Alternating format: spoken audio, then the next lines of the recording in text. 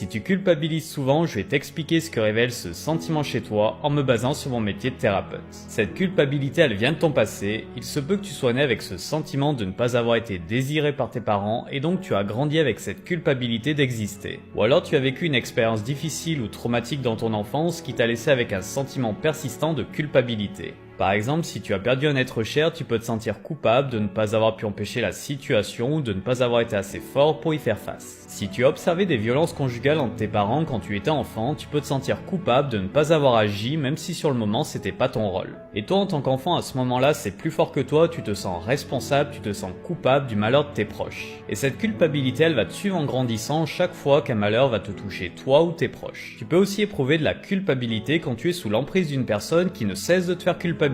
Il y a des gens autour de nous qui sont très forts pour se déresponsabiliser et nous faire croire que nous sommes les auteurs de leurs fautes. Et qu'est-ce que tu vas faire pour apaiser ta culpabilité? D'un côté inconsciemment, tu vas chercher à te faire du mal, tu vas te punir, tu vas t'interdire le bonheur. D'un autre côté, tu vas chercher à te racheter en donnant énormément de ta personne pour obtenir de l'amour, de la sécurité, de sentiments que tu n'as pas reçus dans ton enfance. Si tu souffres de ça, prends conscience que tout n'est pas de ta responsabilité et que tu ne peux pas régler tous les problèmes du monde. Assume tes choix, tes erreurs et surtout fous-toi la paix. Dis-moi en commentaire si tu as tendance souvent à culpabiliser. Pour plus de conseils, clique sur le lien dans ma bio et n'oublie pas de liker cette vidéo et de t'abonner à ma page.